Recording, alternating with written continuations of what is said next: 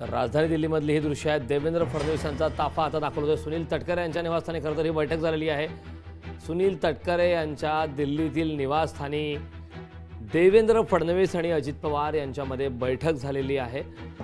अमित शहा यांच्यासोबत देखील यानंतर बैठक होणार आहे। मात्र त्या बैठकीच्या पूर्वीच आता सुनील तटकरे यांच्या निवासस्थानी अजित पवार आणि देवेंद्र फडणवीस यांच्यात बैठक झाली। त्यामुळे या बैठकीमध्ये नेमकं काय रणनीती आखण्यात आली आहे, या बैठकीत काय घडामोडी घडल्यात हे पाहणं महत्त्वाचं आहे। मात्र तुर्तास तरी आता देवेंद्र फडणवीस हे त्या ठिकाणाहून रवाना झाले आहेत। त्यानंतर अमित शहा यांच्या निवासस्थानी देखील अमित शहा यांच्यासोबत महत्त्वाची बैठक होणार आहे। त्या ठिकाणी काळजीवाहू मुख्यमंत्री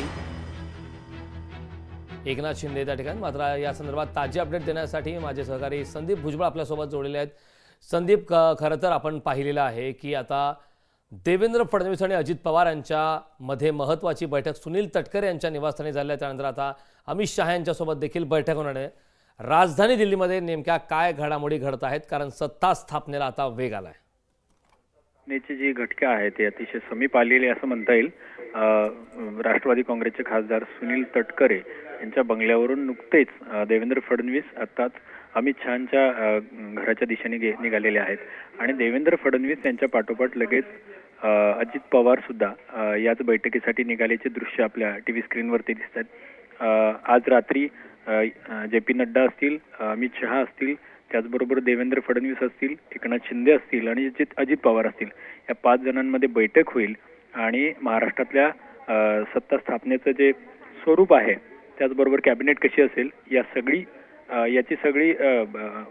याचं सगळं सूत्र ठरेल आणि आज रात्रीमध्ये हा निर्णय होणं अपेक्षित आहे। नक्कीच संदीप, खरं तर आज रात्री हा निर्णय होणं अपेक्षित आहे, कारण एकीकडे आपण पाहिलं 23 तारखेला याचा निकाल लागलाय। मात्र अद्याप ही बऱ्याच गोष्टींवरती स्पष्टता समोर आलेली नाही। मुख्यमंत्रीपदासंदर्भात अद्याप ही शिक्कामोर्तब प्रलंबित आहे। मात्र या संदर्भात सध्या 2 उपमुख्यमंत्रीपद आणि खाते वाटपासंदर्भात चर्चा सुरू आहे। नेमकं काय समीकरण मंत्रिपदासंदर्भात महायुतीमध्ये आता समोर आले का? समीकरणं बरीच सुरू आहेत, पण स्पष्टता अशी काही नाहीये।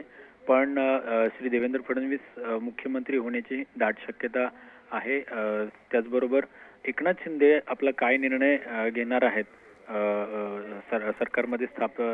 सरकारमध्ये सामील होण्याबाबत, त्याचबरोबर केंद्रात काही मंत्रिपद मिळत आहेत का, यावर सुद्धा चर्चा सुरू आहे।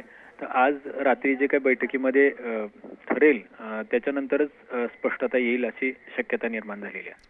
नक्कीच संदीपजी, खूप खूप धन्यवाद या सविस्तर अशा माहितीबद्दल। तर थोड्याच वेळात आता फडणवीस आणि शहांची देखील भेट होणार आहे। लोकशाही मराठी ऐका, पहा, जागरूक रहा।